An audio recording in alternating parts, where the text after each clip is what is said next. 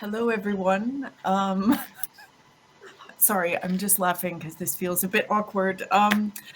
Welcome to this presentation from Seeds. My name is Jennifer Randall, and I'm a senior lecturer in global health at Queen Mary University of London. And today we have a number of former and current students of mine and now colleagues. And we wanted to talk about a project that we've been working on since around February, March of this year. And so you're going to meet Jyoti and Janvi and Anushka and Dan. And thanks, Carol. It's nice to know that there's somebody out there. We'd love for you to participate on the chat if possible, saying hi, asking questions. But we wanted to give you a big an introduction and tell a bit about the origin story of this project from a student perspective, as thanks, Carol, as well as from a lecturer or a staff member's perspective. So today we're going to kick off with Anushka is going to tell you a little bit about the history of this project, and then I will present a little bit, and then we'll hopefully get into some discussion. We had wanted to have a workshop, but Socio kind of limits that a little bit. So we're looking for some activity on the chat if possible. So I'm going to turn it over to Anushka right now, and I'll be quiet. Thanks, Anushka. Hi everyone, my name's Anushka. I'm a medical student, but last year I was doing an IBSc in global health. And I met Jen as the lead of my anthropology module. I've introduced to the idea of harm reduction with regards to drug policy, drug use, and thinking of the wider effects of the drug trade. She invited a lot of speakers to talk working in drug policy and harm reduction areas, such as Jason Q, Peter Krykant. And I really got to learn a lot, but something that was really emphasized was using what we've learned in action, which is quite different from what we do in medicine, where of course we do use what we do in action when it comes to medical care, but we sort of brush over the issues regarding social determinants of health and other wider issues that affect health. And I was really inspired specifically by Nigel Brunson's photography and by a talk by Abdul, a community organizer. So as a group, we decided to kind of take their advice, take what we've learned to create some sort of action. And we wanted to focus on drug use and drug policy since so many of the speakers focused on that work, and we were recently reading When I Wear My Alligator Boots in Anthropology, which focuses a lot on the drug trade and the lives of people within Mexico. So our next step was deciding what we wanted to do and what we wanted our focus to be. And since we mainly students and new to the area of drug policy and harm reduction, we really wanted to target people who were close to our level, who had never really considered drug policy and widespread harm reduction. And we really wanted to, in a similar manner to how our perceptions and stigma had been challenged during our anthropology sessions and these talks and workshops, to challenge people's perceptions and stigma and kind of have an impact through changing mindsets with regards to drug policy and drug use. And that's kind of where the name Seeds came from, because we wanted to kind of plant a seed, an idea, and encourage personal growth and wider growth by giving people not only kind of opening people up to new ideas, but giving people the tools to have these conversations so that these ideas we were giving would spread.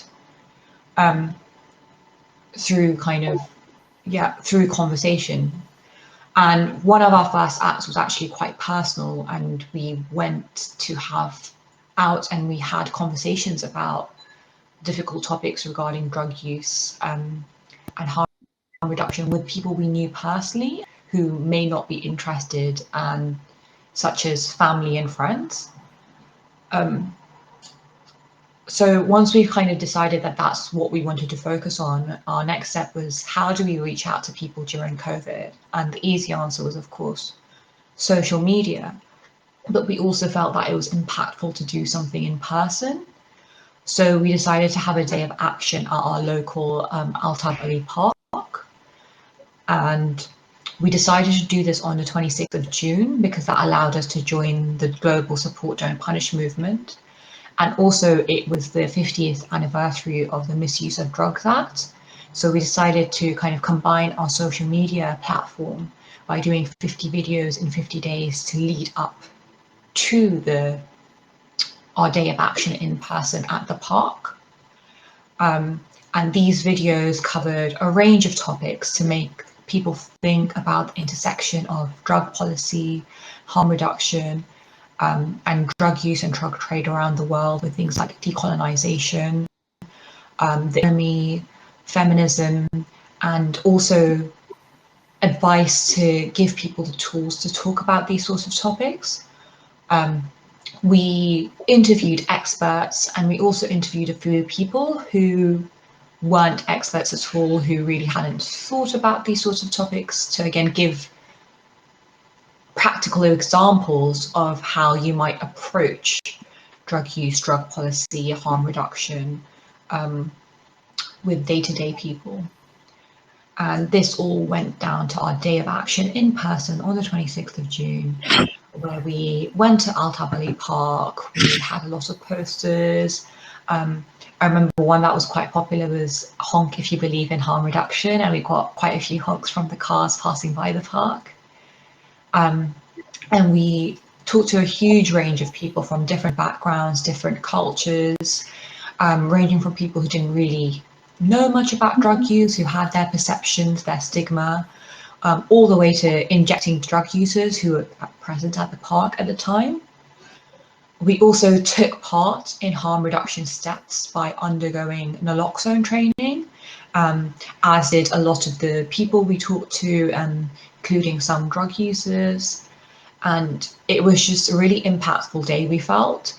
So we didn't want it to just end because our degree had ended. So we have had more days of action, and we've put out more videos, including interviews, and we recently had 12 videos in 12 days during COP26 to discuss the intersection of drug policy, justice, and climate change. And we're hoping to do a few more kind of videos and days of action going forward in 2022. And that's just a little introduction to Seeds and how we came about and what we've been up to so far. I'm back to Jen. Great. Thanks a lot, Anushka. That was brilliant. I am going to talk a little bit about, from my perspective, how this has come about. Can you see my slides?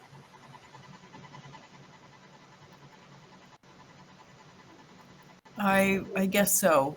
I'm going to assume that you can see the slides. So I have been teaching for a number of years. I'm an anthropologist by training, which anthropology, I think, is a really amazing discipline for helping people kind of look at behaviors and look at the circumstances of other groups of people and try to withhold judgment on any that we might observe, which I think leads us to a really empathetic perspective. I also think that anthropology provides us with interesting methods for understanding why people's worlds make sense, and also understanding what it is that might limit people's capacity to engage in behavior change or changing their ideas. So I've been teaching for about 20 years in higher education, and I love teaching. It's um, what I get most joy out of in my job within academia. So, Seeds is a culmination of lots of ideas over those 20 years. And I just wanted to share some of my thoughts on why work like this might be of relevance to others. And we would love to hear from you about what you think about this project and what we might be able to do to carry it forward. So SEED stands for Sowing, Empowering, and Engaging Discussions on Substances. Those are little seed packets. The logo was designed by one of Anushka's classmates, another medical student.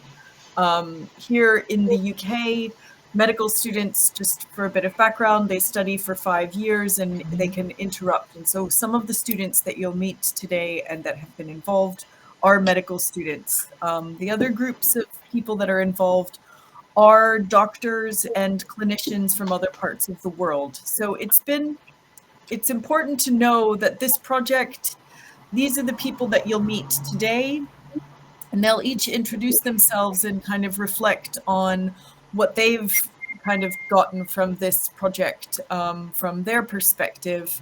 But this is the work of 50, 60 people overall. And just this morning, I was just doing a rough count of the number of countries that are represented. And here's just a handful. Over the past, since 2018, I've been working at Queen Mary University, and in that time, I've taught people from probably 25, 30 countries. And what I've found is that by teaching about drug reform, we can help people use an anthropological sensibility to think differently about this topic. And I think that that happens when we provide spaces where people have a vulnerable space, a safe place to reflect on perhaps some things that they think about certain issues in our society, and that we create an environment in which perhaps they can think quite differently, because as we know, there's so much stigma attached to drug use, and it's something that I had internalized for many years of my life, and I've really wanted to try to work on um, dismantling that. And I also wanted to work on helping people recognize what power they have to change things within their own world and within the world for all of us. So those kinds of ideas are in the background and are kind of the bedrock of my own teaching practice. Um, and so that's just a bit of insight from where I'm coming from. There are a couple of key people that were involved in this project that I just want to highlight. Simone Flash Gordon, if you go onto our social media platforms, we're on YouTube, we're on Twitter, Instagram. We have some music that was written and produced by Simone. It's our intro and outro music. It is a song that Simone gave us permission to use for our videos. And we're really thrilled because we think it's a really great piece of music, both in terms of the lyrics, but then also the sound. So I just wanted to thank Simone because she was inspired to write that music when she and I were studying together when I used to work at the University of East London, which is actually where I got into getting involved with the Support Don't Punish campaign and in drug policy reform. I'd also like to recognize Red Medusa. Some of you may have heard her on Saturday. She curated an amazing poetry evening for Constellations. She also did a video with us in Seeds about learning and changing. and she and I have known each other for many years, and it's been an amazing learning experience. And I really appreciate the time that she gave to this project as well. And as Anushka said, another person that we must recognize is Nigel. I met Nigel at HIT many years ago, and through Jamie Bridge, who some of you may know, who used to run the Support Don't Punish campaign. And Nigel has been coming to my class since 2019, and he does an amazing discussion with students about the use of photography as a tool of activism, but then also helps us to think critically about what imagery can do when representing certain groups. And this has been just such a powerful conversation that students get to engage in the module that I teach.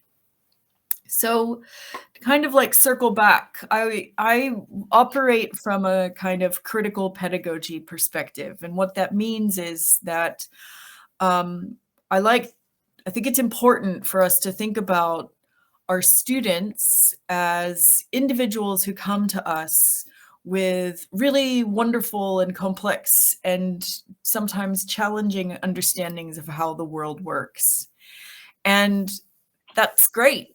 And it's through that diversity that we can come together and think about new topics and new information together. And through that, we start to see the world with a bit more empathy, and in that space, we come to perhaps start to unlearn certain things. And so the two individuals that you see here are Paulo Freire, who is the kind of quote unquote grandfather of critical pedagogy. He was a Brazilian teacher who kind of articulated a lot of these ideas that education needed to move away from a banking model, which is kind of operating on a deficit model where our students are empty vessels and they come to us and we fill them up with information. But rather it's discursive, it's dialogue, and it's about raising critical consciousness. It's about unpicking the things that we hold to be axiomatic, that we think are just true. And honestly, my own particular journey on drug policy has been one of a process of unlearning. And I have found that creating a critical pedagogy classroom is really important in these conversations that we know we need to have in order for reform to be palatable to the public. And Bell Hooks is the other person that's her picture is here, and she builds on Paulo Freire's work. She is a Black feminist educator in the United States, and she writes about the importance of self-actualization of a teacher alongside their students, and that it's through those processes of coming together that we can then leave a classroom, whatever that space might be, and engage as subjects in the work that we need to do outside. So I really like this quote from Freire, and Hooks also talks about this. We cannot enter the struggle as objects to later become subjects.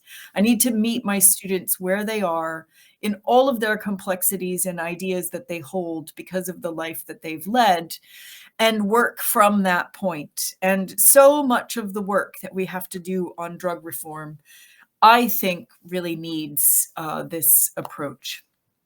So I teach a module called Anthropology and Global Health.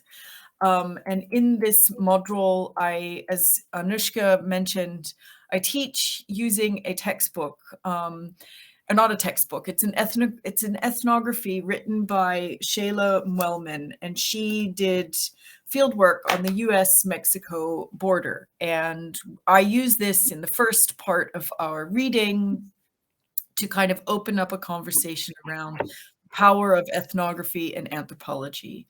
So that's what we read. How do we do it? We sit in a small group and we share reflections, and we try and we create a space where people can feel comfortable to discuss this information and these ideas in a way that connects the personal with the political. And the reason why we do this is because we want people to be something different, not just get new information, but be anti-racist and be activists who want to engage in planetary health activism or drug policy activism or whatever it is that their particular passion is.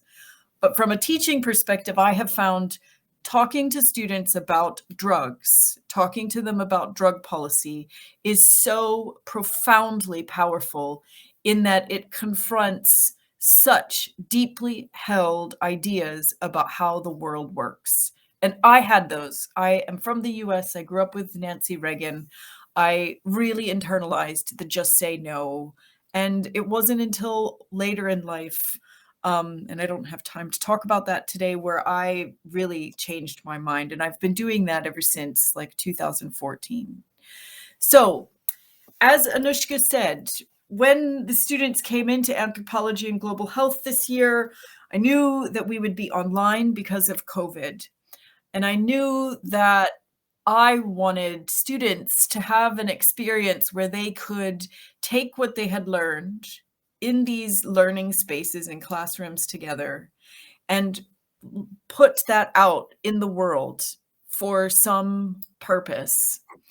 And so we came up with SEEDS, and SEEDS is about public health, it's about racial justice, it's about economic justice, it's about planetary health, and it's about big conversations around decolonization of knowledge and of these spaces and institutions like universities. So we spent the spring meeting with people online. We spent the spring going out and filming on location, delivering 50 videos in 50 days. I still can't believe we actually did that, but we did. And it was phenomenal to be able to take conversations that we had started in teams on Thursday and Friday afternoons, and then connecting that with a kind of an embodied experience of going out into the city of London and creating videos and working together and talking with experts. Here you can see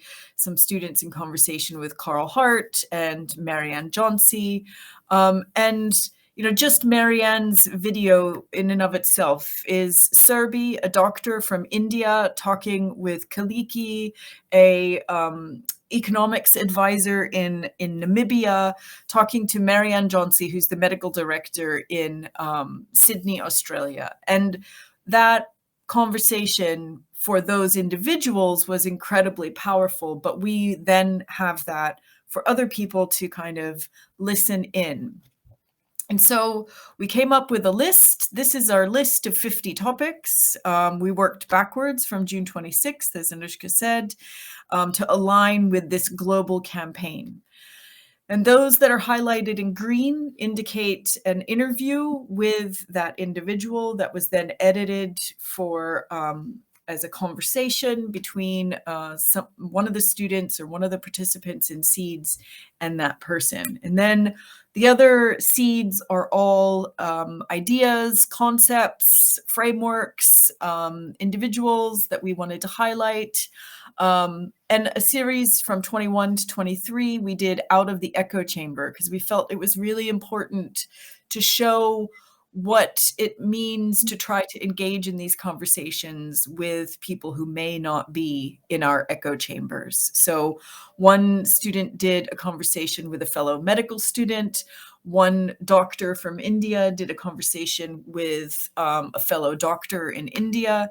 And then one student did a conversation with her mother, who is of Somali background. And so we wanted to try to show what information, what ideas, and what perspectives are out there that can help us to shift the narrative, to change how we speak about this. Now, every day from May 9th to June 26th, we released a video. We also released a card a digital card that was a summary card of each of the concepts or people that we were talking about. So we have 50 of these cards that coincide with all of the themes and topics that we felt were important to help facilitate kind of critical, nuanced, and slow conversation about this topic.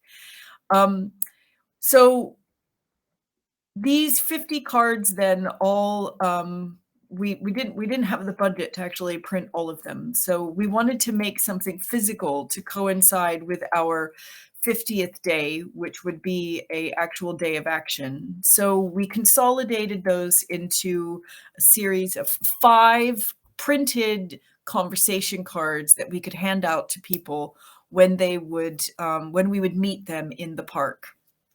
And we published those in Bengali and in Somali because these are important languages in the community where the students are studying, which is East London. So we have 5 conversation cards that we print and hand out to people in a language that is useful to them. So one of the cards discusses what is a drug. Another card talks about that philosophy of teaching, which I discussed earlier, about really recognizing people's humanity and understanding that we have to meet people where they are rather than where we want them to be. I need to do that as a teacher, and we need to do that with people when we are having these kinds of conversations. Now, I think it's really important to think about who is involved in those conversations, because not everybody needs to hear those kinds of firmly held beliefs, and that's something that we could talk about later. But that's really at the heart of what we're trying to do. What do we mean by harm reduction? And kind of using some of the ideas of Timothy Leary here, and trying to think about other places where harm reduction exists in our communities. One card looks at Rat Park, the experiment that was done by Bruce Alexander. And then we used adapted the kind of graph that was put out by Transform, looking at the spectrum of drug policies and why we might want to kind of think about legal regulation of all of these substances. So those were the 5 conversation cards. These are a couple photos from our October support or our October Day of Action. Altab Ali Park is near Aldgate East, which is in the middle of East London. It's right on the cusp of a kind of very more wealthy part of London versus maybe a part of London that's a bit more impoverished, and so it's a really interesting space to engage the public. We had Shayla here doing naloxone training from Providence Row, so students had the opportunity to learn harm reduction, but as Anushka mentioned, we also had people using in the park that day, and we were able to support them with t-shirts and food and some harm reduction as well, and chats with people, which was really lovely. So we also recently just finished a 12-day campaign where we did 12 videos in 12 days. And this is a piece of work that we've developed in partnership with Neil Woods from LEAP UK and Clemmy James from Health Poverty Action. And that series of videos, we wanted to open up a conversation around what are the links between the war on drugs and climate change, both in terms of the environmental, physical environment impact, but also thinking about how it might be having an impact on the spoken to this week at Constellation.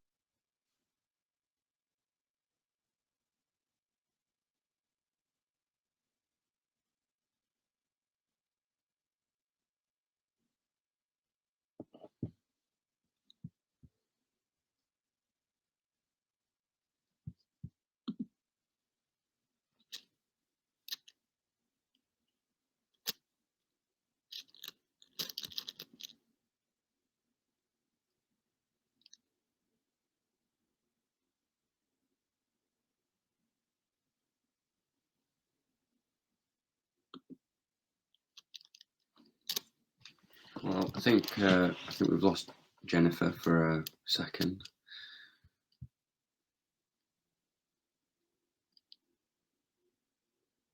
So I know that we wanted to go through some of the students and talk about kind of how we came to Seeds and how it's affected our learning experience. I know this is a bit unconventional, but maybe I'll just jump in and then we can kind of go around in this group of four. Or actually, Dan, do you want to start us off? Because I think you've been involved the longest. Yeah, I'm happy to go first. I guess I'll start with sort of how my journey started into this world, really. I mean, at the minute I have been working as a drug recovery worker, and now I'm about to start working for a homeless charity, and this is really because of the start of the work with Jen, really.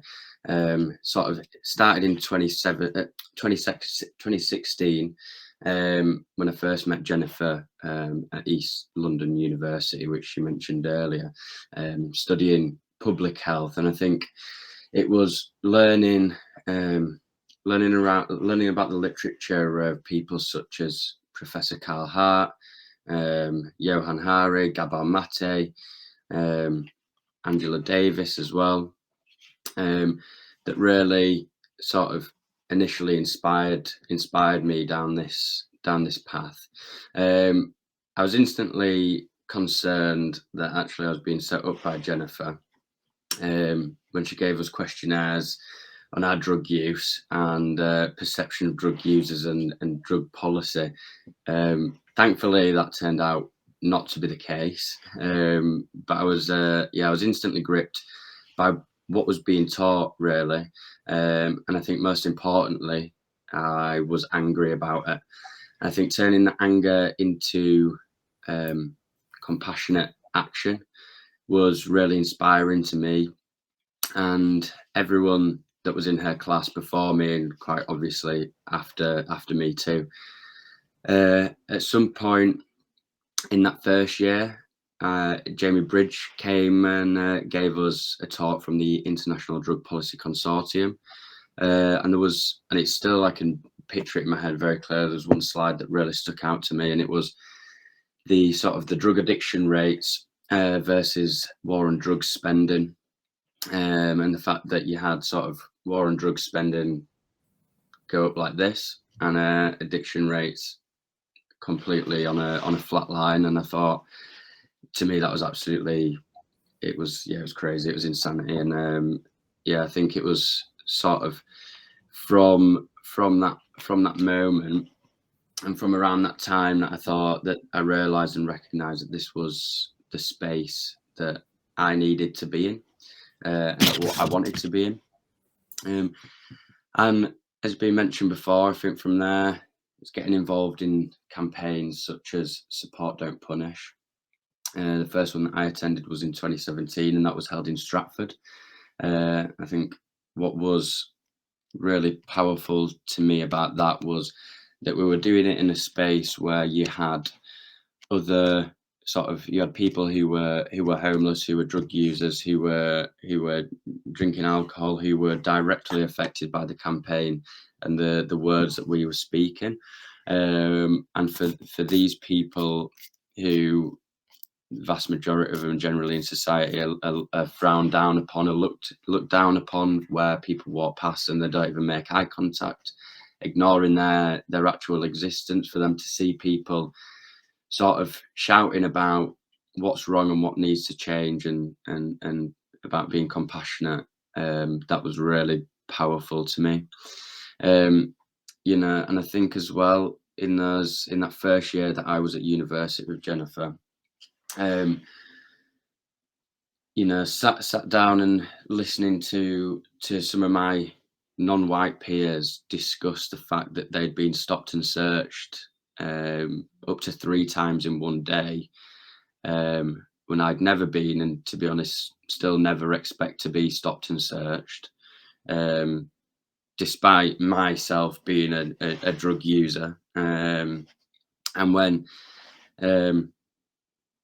figures pointing pointing to me being the most likely to use and carry drugs, but still I'm probably very unlikely to ever be stopped in search under those drug powers.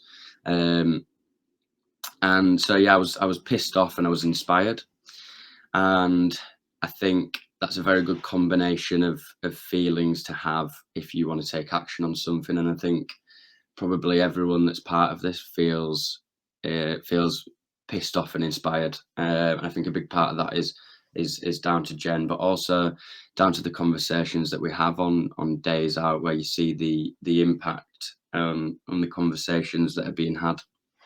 So that was sort of a little bit about myself, I guess, in terms of what I've witnessed with Seed so far, and what it means to me. I think I'd like to speak a little bit about the day that was held on the 26th of June, sort of the UN's anti-drug day, as is sort of why we held it on that day. And it was, to me, it was amazing again. Speaking with community religious leaders who were also very, very up for the conversations that we were having, and around supporting people, rather than using punishment as our tools.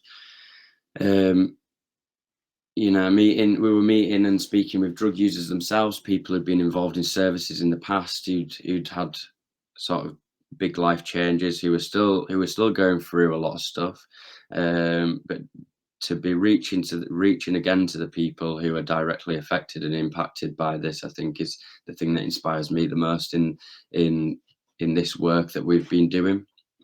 And I think from what I've seen as well, across all the days of action that I've taken part in, is that actually there's pretty much been zero resistance to changing the current system. Maybe there's different ideas around what we should do, but there's definitely not been any resistance to the idea that it needs to change. I think for me that day, the most profound moment was actually towards the end of it, witnessing 3 individuals actually physically injecting heroin into the groins and smoking crack cocaine at the back of the park, whilst kids were running around, and being able to provide them with some naloxone training. And I think that was really the perfect example of why this current system that we have is completely crap, and needs drastic change, really. And why drug laws are completely unsuitable and unfit for any compassionate society. And I think taboo breakdown and public conversations are completely vital in this discussion. And I think what do I see as Seeds being and about, and where it can go?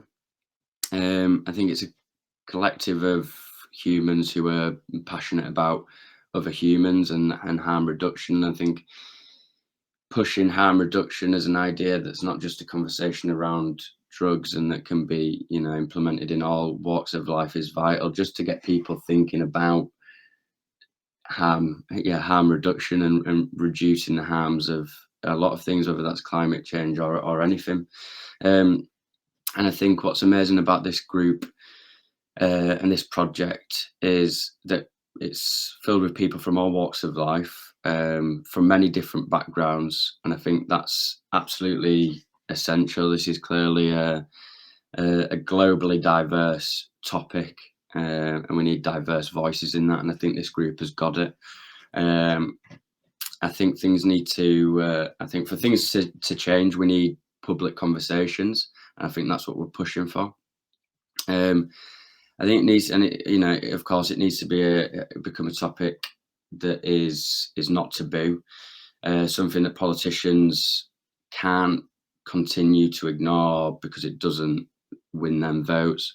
And I think, what we've been doing so far has been extremely inspiring to me. I think it's been inspiring to members of the public through feedback. It's been, I think it's been quite a phenomenal project that's been set up, and it's very exciting to be a part of it at the minute.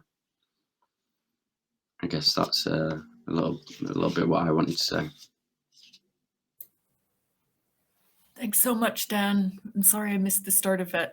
My internet failed me. That's great. Would anybody like to jump in next? Yeah, I can go for it as kind of, I think, one of the newest seeds or seeds members.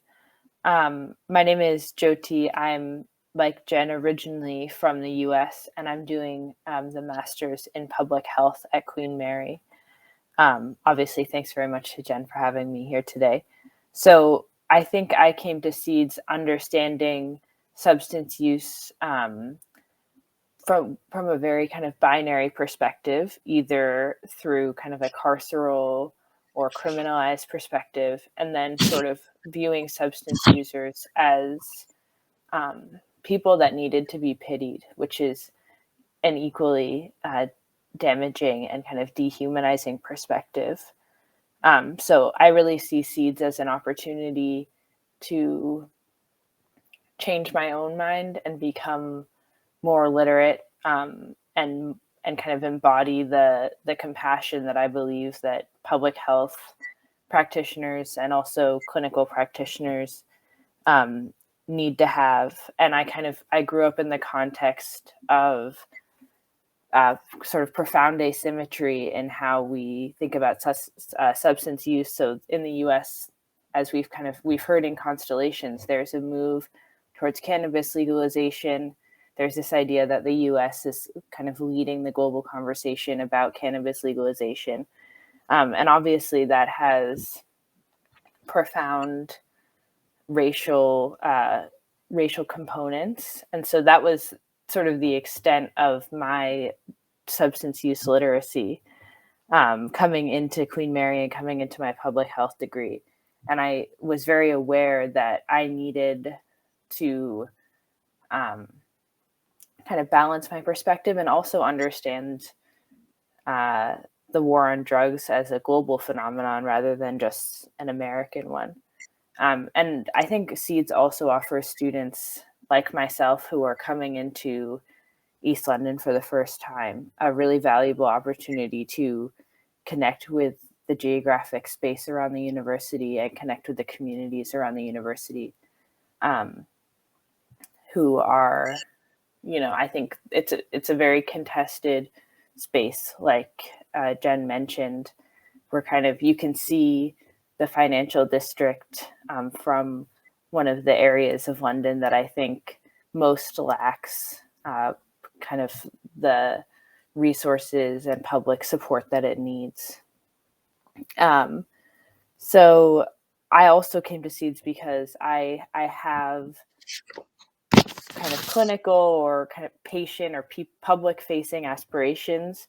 And I think that being led by a harm reduction approach sort of in all aspects of my life reflects and kind of operationalizes the compassion that I'm looking for and I'm looking to have. And obviously, like, providing care is all about having difficult conversations and creating space where people feel comfortable truly being themselves, and they know that they'll be met with care and genuine interest, rather than judgment. And that's what Seeds is all about. And I think bringing people who might have kind of some of those perspectives that I mentioned in the beginning, around substance users as criminals or substance users as victims, creating an organization where those people can also feel that there's a genuine interest in why they believe what they believe, and genuinely meeting them where they're at in terms of bringing them to more compassion and more kind of humanized and balanced perspective. I think that's really valuable. So far, the kind of main thing that I've been involved in is that series of videos that Jen mentioned, or Jen was talking about, as her internet betrayed her, which was a series of 12 videos for the COP26 conference, which Seeds did in conjunction with Leap UK and Health Poverty Action. And the nexus of climate change and drug prohibition and criminalization was kind of a new perspective, or a new phenomenon for me to look at. And I think that, again, is really the tremendous value of Seeds. Is it's all about complicating these kind of phenomena that we take for granted. And I had the opportunity to talk to Sanho Tree, who is just an amazing thinker on the global aspects of the war on drugs, and how the kind of power dynamics created by prohibition and criminalization make it difficult to have meaningful policy conversations about how to protect international environmental resources like the Amazon, when obviously the incentive structure, or not obviously, rather, the incentive structure is for, slash and burn agriculture, and the alternatives available to coca cultivation are so limited. So that's been a really tremendous opportunity, and I look forward to staying involved in Seeds as a student and, beyond, hopefully. Great. Thanks so much, Jyoti. I think it was great. John V, do you want to come in? Yes. Hi. Hi, guys. Sorry. I am Janvi, and I've just arrived in London. It's been 3 months, and I'm doing my MSc in global health at Queen Mary, along with these beautiful people. So I come from India. So in India, the word drug is not even associated with medicines. It's a taboo word. So for me, when Dr. Jennifer Randall, during our induction, she introduced us to her mission, that was Seeds, and for which she and her students and ex-students were standing up against. So when she explained about what she was doing, I didn't understand it, because even I was of the impression that drug use was an individual's choice, which they took it upon themselves and apparently ruined their lives. When I got to learn more about it, when I went to the day of action at Atlavali Park, and that's when I actually 100% understood what the whole organization was about. So therein, where I got to meet people of different religions, nationalities, and ages, and making them understand what SEED stood for, or how drug policies should change, with the example of Rat Park, which made it very easy to explain it to people. And there were some of them who actually resonated with us, and I think there was one tiny happy moment for me where I could make a 60-year-old woman of Somalian descent. I made her understand what we were trying to do, and she felt that we were right, and that policies should change. So it was not only among the younger generation who felt that we should go for drug legalization. And there were some people who were against the whole idea. And then when I went to Jen and asked her, how do you talk to such people who just don't want to listen to you, or who just say no, if you do this in my country, you'll be put into prison.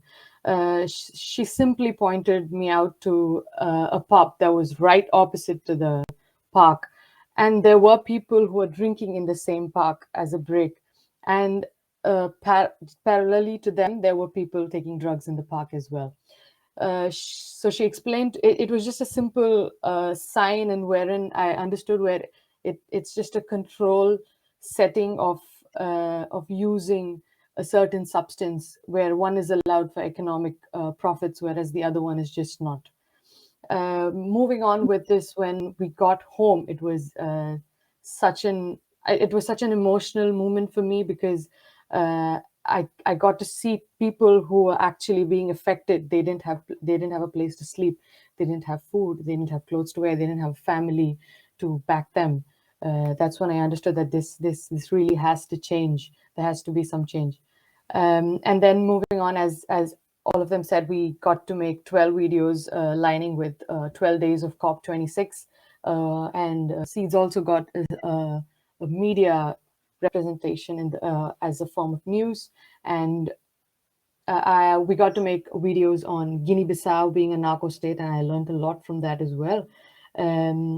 Following up, we also got to meet I got to interview Simon McLean. He's an undercover cop who's a part of Leap Scotland. So talking with him, he's so excited about what he does that we hardly had to ask him any questions. And some of the things that he said that really stuck with me was that he's been an undercover cop for I think 30 plus years, since the 1970s.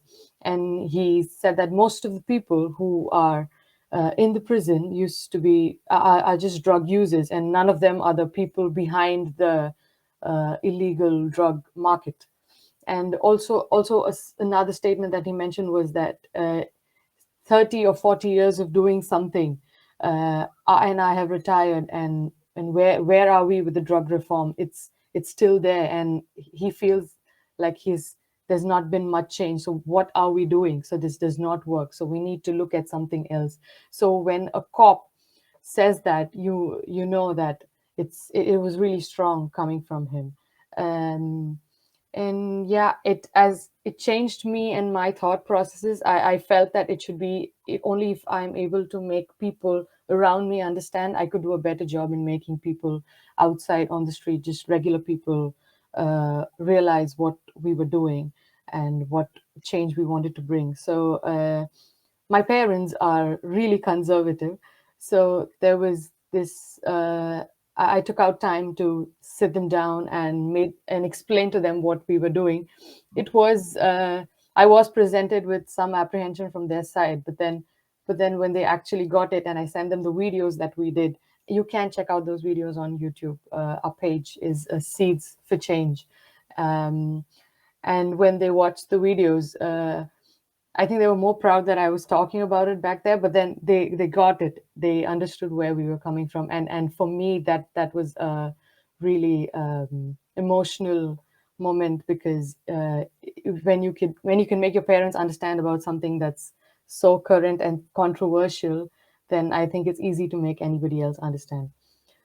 So yeah, we hope to do more with Seeds, and I hope you guys join us for our next day of action to see what we've been doing for the past close to a year. So yeah. Great. Thanks a lot, Janvi. I missed it. My whole street is having internet connection problems, so I keep disappearing. But I think Anushka was going to come back in. Yeah, I can. So I think I reflected a little bit on my journey when I introduced the idea of Seeds. But just to kind of talk about my own personal kind of history. Yeah, when I really didn't have any sort of background with regards to like opinions on drug use. I mean, at school we'd been taught don't use drugs because we were given all of these health reasons.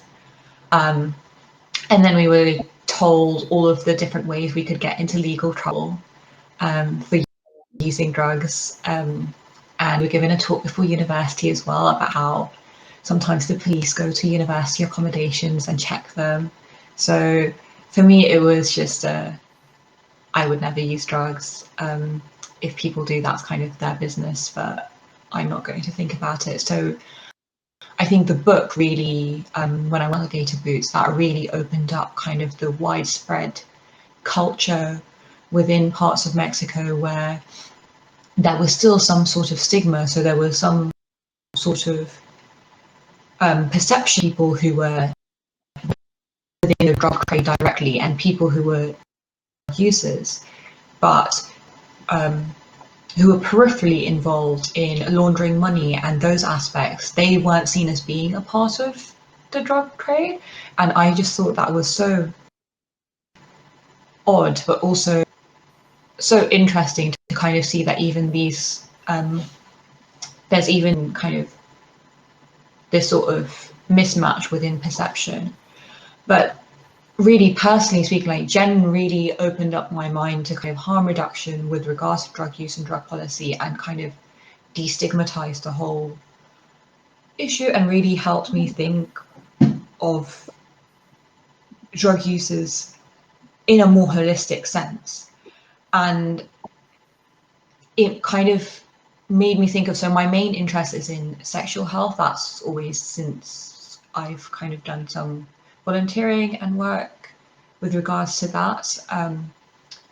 And so it made me think of kind of the intersection of drug use and sexual health with kind of the risk of STIs.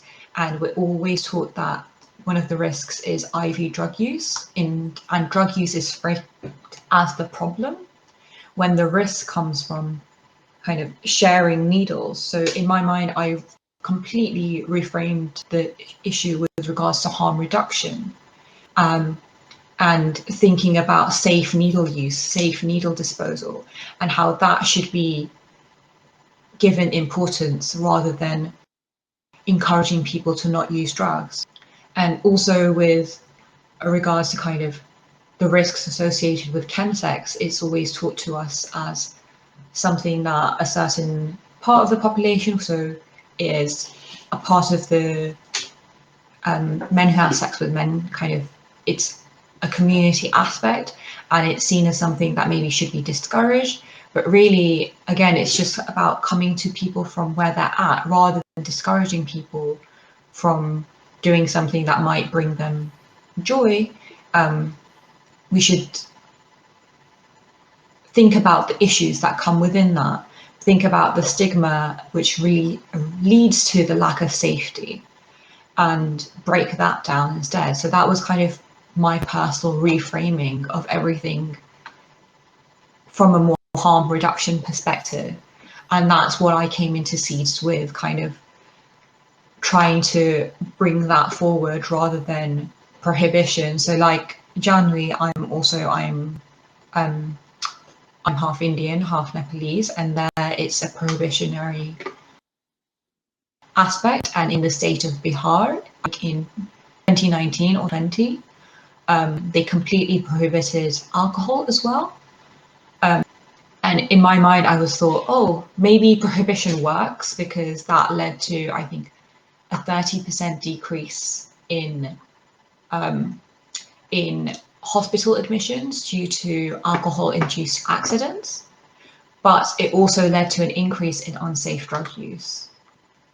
So that's the kind of government there is framing it as, oh yeah, prohibition works, we've led to these issues, but also what about the issues that you kind of, the stigma, the isolation, the secrecy leads to with regards to unsafe use of drugs. So yeah, and coming into Seeds, I think, was really powerful because it allowed me to kind of explore the colonial history of drug use and drug trade, and how something that has been quite culturally important has been completely reframed due to stigma brought over from colonial powers.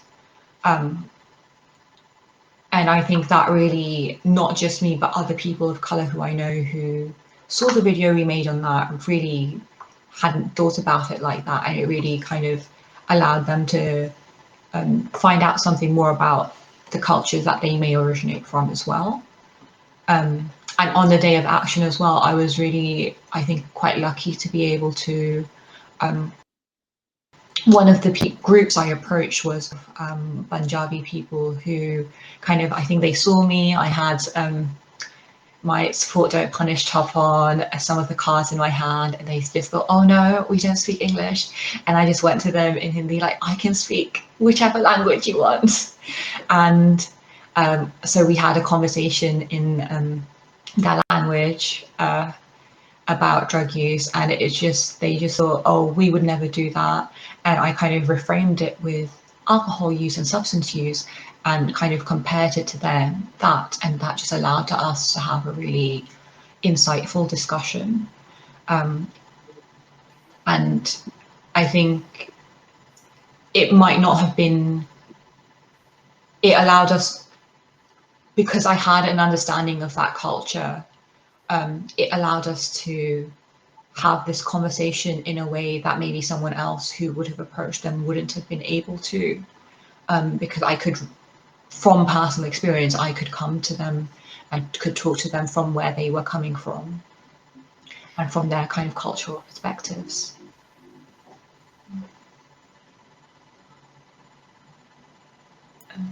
Great.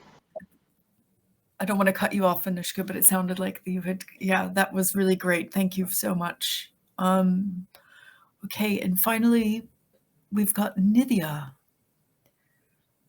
Hi, Nidhya.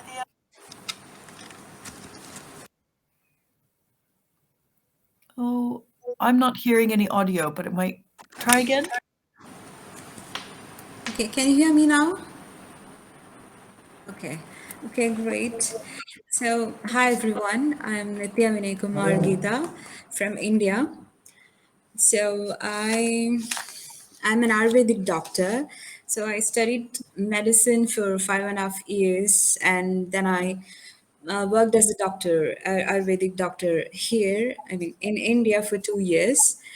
And during that time, as a part time, I worked in an NGO where they had a de-addiction center. So um, yeah, I, during these 2 years, I got a chance to assist the doctors there. So what I have seen there is that people, just like Janvi said, in Kerala, there's a taboo that drug addiction is a sin, or it is considered as a mental health problem. So the patients of drug addiction are directly admitted to hospitals, or psychiatric centers or de-addiction centers, without even giving a support to them. So I don't think this is a great thing. So after coming to Queen Mary, and of course after learning about harm reduction from from anthropology, so I understood this is a great problem. This is really a problem for all the people. Like, even there are adults, or even there are adolescent, teenagers who get into drug addiction. So when they get into drug addiction, their life is ruined. So what I learned from Seeds, after coming into Seeds project, what I learned is how to educate people, how to make awareness among people about harm reduction, about safe place to use drugs, or about needle exchange and everything. So yeah, so what I'm planning is that I actually shared the videos of our Seeds project to the manager there at the de-addiction center. So he was really happy to read and go through all the videos, and he asked me to translate everything into Malayalam, into our language, so that he wanted to educate the patients and the families and every people, whom he and conduct awareness campaign here as well. So yeah, so this is one exciting news I want to share today, and yeah, Thank you. Oh, great. Nithya, that was wonderful for you to share that. None of us knew that. So that's really exciting. Amazing. And it's wonderful to also welcome Kaori. So Kaori, if you just want to jump on, thanks for joining us and just sharing a bit about who you are and your thoughts on being a part of this project. Okay, thanks, Jen. Sorry, I'm late. I was another conference, so sorry. I apologize to being late. And hi, everyone. My name is Kaori Hara. I'm from Tokyo, Japan, and then I am a physiotherapist, and I've been working 7 years in Japanese Medical Association, and then I decided to go into UK, and then I studied global public health and policy last year. And then the reason why I decided to get involved with SEED is, maybe this is very similar with Nithya. After meeting Jane and then attending the anthropology class, I get to know the word of drug, which used to be very taboo for me in Japan, because the people in Japan just hardly talk about the topic, and the media seems like very hide the fact toward the public and what the reality is. And then I noticed myself, I am quite judgmental about the topic. So I decided to, okay, this is a chance.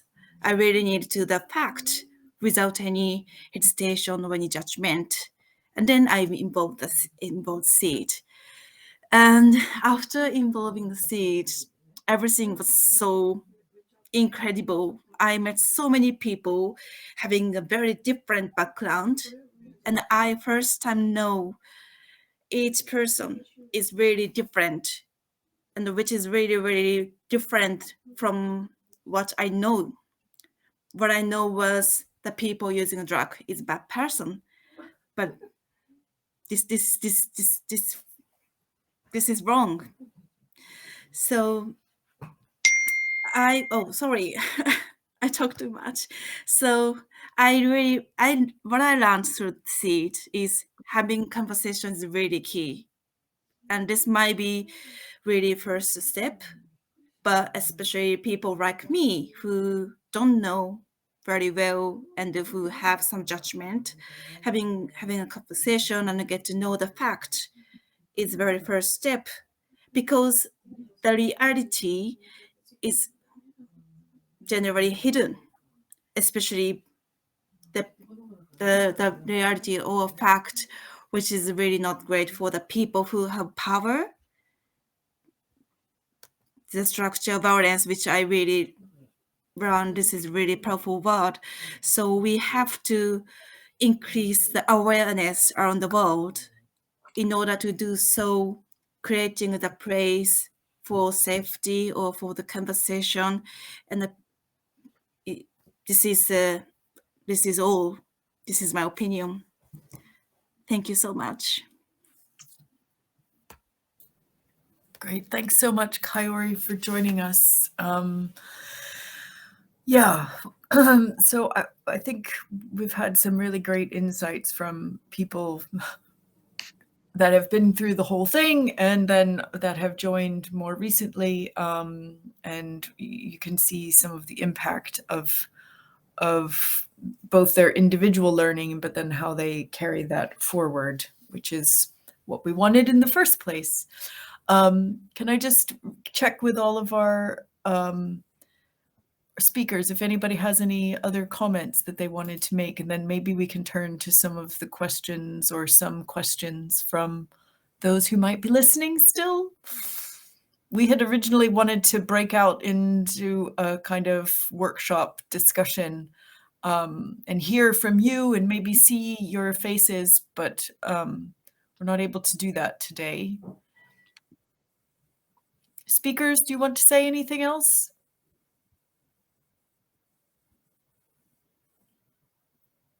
Okay. I think, sorry. We have a question in the chat. Yeah, go ahead. I think I should address a comment made about wait, I'm trying to find it again. About not be about by Carol about being able to talk about Freud and cocaine use. I think it's really difficult because I'm back doing my medicine degree now, and my first module was psychiatry. I think it's really difficult because I've also had kind of a similar experience where people talk about kind of drug abuse and misuse and the links with mental health issues and psychiatric problems, and I keep on trying to talk about maybe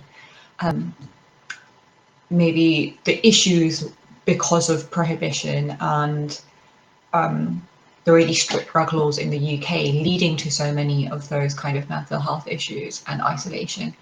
But it's just not something that people really want to talk about at all.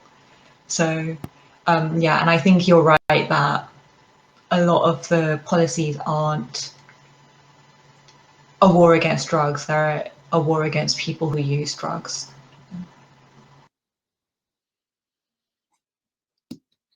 Great. Thanks a lot, Carol, and thanks, Anushka, for answering that.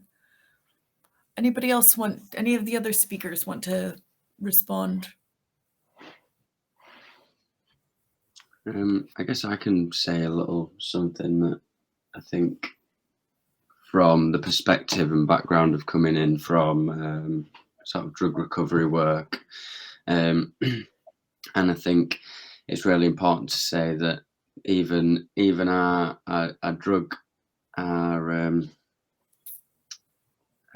support services at the minute, I think, are completely unfit for purpose. They don't function very well. I think there's been a recent report by Dame Carol Black, which is really good and does some really amazing recommendations actually for what she believes needs to happen. And I think what I've witnessed in the year and a half, 2 years that I've been working in drug services is that people the staff turnover is phenomenal. People do not stay in the services for very long at all. I know that it's been gradually funding's been getting worse and worse, and I think as years go by, it gets harder and harder for everyone who's working in there.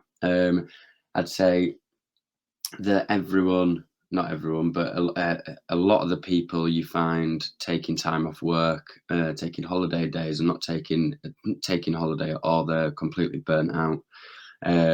Some people are having to take months off at a time. It's quite a regular occurrence within drug services. And I think at the minute, there's not even, I think it's so important to meet people where they are, especially within the community that we're trying to support and help. And people don't have the time to do that.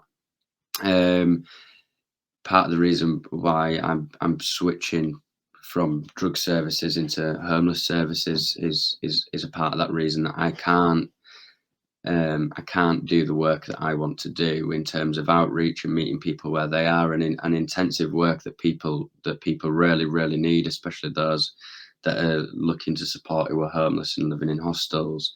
You can't possibly meet the demands of the work when you're looking at caseloads of 60 people.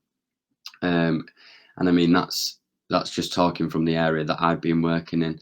I know in other boroughs in London, in boroughs that I went to university in, people have got over 100 people on their caseload that they're working with and trying to support. So you can imagine when you're trying to do something, you're compassionate about people, you're trying to support people,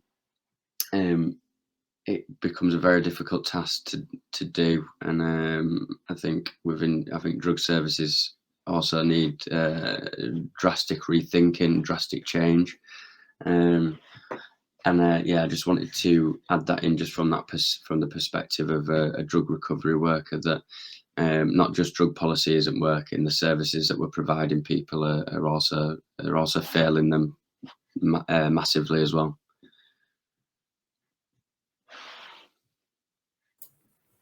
Great, thanks a lot, Dan. And yeah, good luck in the next job, which I know is starting imminently. And I hope you get a bit more support there. It seems that Vincent has a comment in response to that. So thanks for that, Vincent.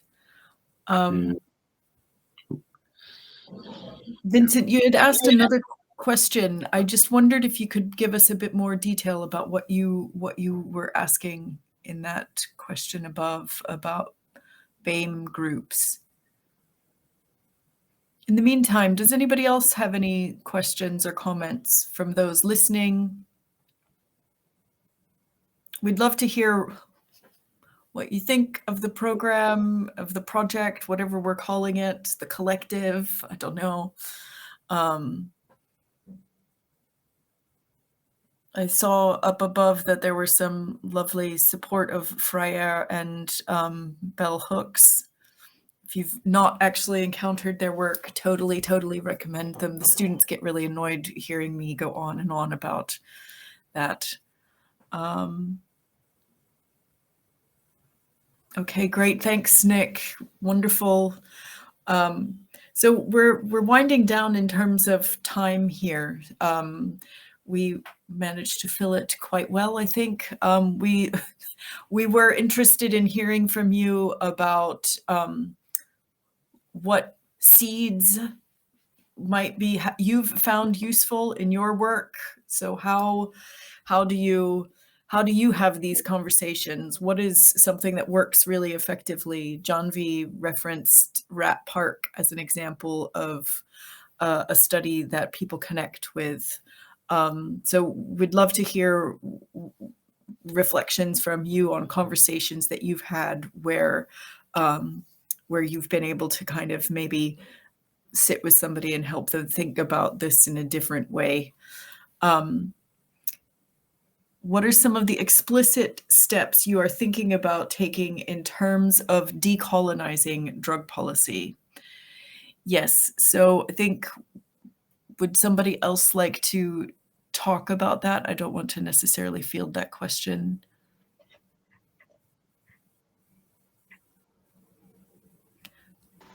Regarding I can, decolonization, go I ahead. think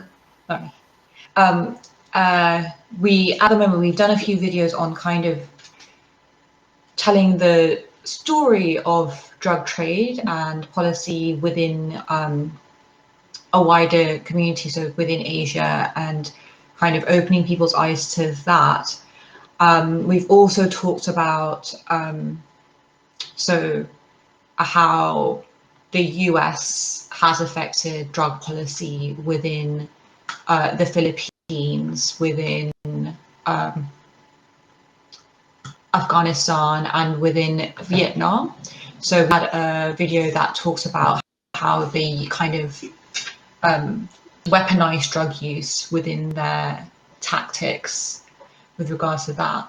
I think it would be really interesting for those of us who come from different countries maybe to talk about the kind of the social aspect of drug use, the social stigma, and the context within our own countries, and where we think maybe the next step should be, because I think that'll be very different from the UK. So I think that's one thing that we can do. Yeah, I think. Jyoti, do you want to?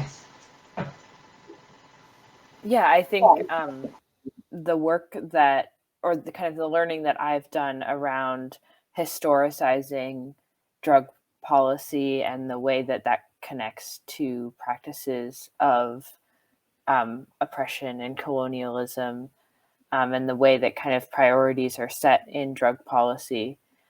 I think being very explicit in the materials that we produce, and articulating those links for people that might just not be aware of them, I think is one explicit step that Seeds can take. And just thinking about drug policy, both from a very individual perspective of the people who it affects, but also as kind of a structural structural phenomenon. I think that's key. And again, I think I mentioned in the beginning, I'm coming from an American perspective. I think it's both important, as Anushka mentioned, to recognize the role that the U.S. has played, but also to kind of resist the myopia of focusing on this as a problem of the global North. Great, thanks, Anushka, and thanks, Genevieve and Colleen. Thanks for asking the question. And just a comment on that. I think there's a much broader conversation using the term decolonizing that's happening, and I know that that happens and is happening in the university as well. But I fear it becomes, well, at least in an education setting, it becomes, oh, I'll take this reading list, and because it has certain authors on it, then it becomes a decolonized experience. But what I think is really important is this kind of educational experience and process by which we unlearn the value of certain forms of knowledge over others. And I think actually drug policy, and looking at it historically, like Anushka and Jyoti have said, you can see that it is an instrument of empire and it is a part of colonialism. So for me, it's also part of like one of the most explicit examples of coloniality and how that persists up until today. And so I'm really interested in helping people kind of individually decolonize their thinking, starting to think about different forms of knowledge that are valued in different spaces, but because of lack of access to certain types of power, they get diminished. So it would be great to look at how we can collaborate. Yes, absolutely. That would be brilliant, because I think there are two things coming together in terms of what we're trying to do in the university as a form of decolonization, and drug policy as an example of how we can start to dismantle those things. I think it's also really important to have, as I am a white woman, and I try to use my privilege in this space to elevate voices and experiences of other people as well. So I think that that's another aspect of it. I hope that answers the question. And yes, Colleen, it would be great to keep talking. Okay. Vincent, you mentioned on the Wirral and Liverpool, we see very few people from BME groups coming into treatment, probably born out of fear. Yeah, I mean, I think, intersectional vulnerabilities amongst certain groups of people means that, drug use in lots of forms is moralized in very, very different ways. Yeah, I think that is definitely, and I think, Dan, you reflected on that personally around your own experiences. And, that consciousness comes by sitting and having space to listen to the experiences of others, which is what we did in that module and with Y-Stop, which is an organization here in London and in the UK. So did anybody else on the speaker side want to comment on any of those topics?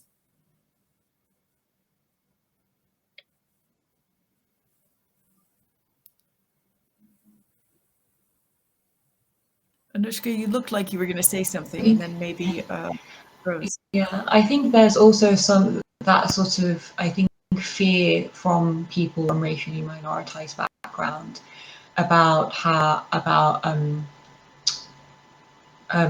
like persecution and facing some sort of legal action. I don't think they are prosecuted at a greater rate than white drug users.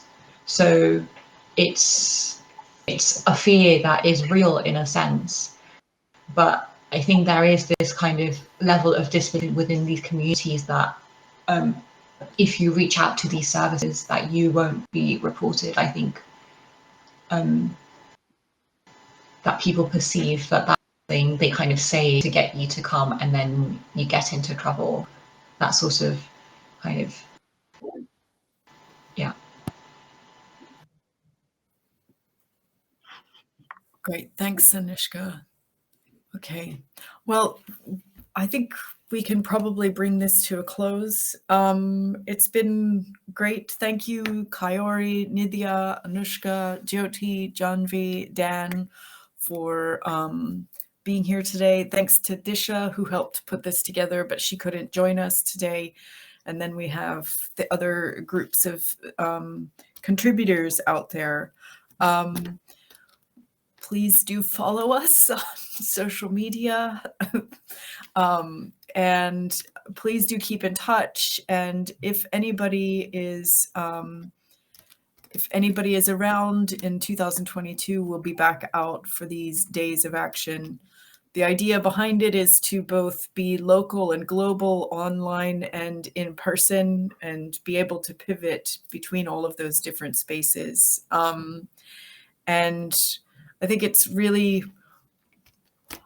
such a privilege to be a teacher, and we can all be in that role. And it's such a privilege to also be constantly learning. And I think there's really beautiful ways for us to be in that space together. And it's just so profound to help people learn something new and also be something different. And I think that as we're in that, we have a lot to do. So it's nice to be around people who want to do stuff. So thank you very much for joining, and good luck, everybody. Bye. Bye. Thanks, everyone.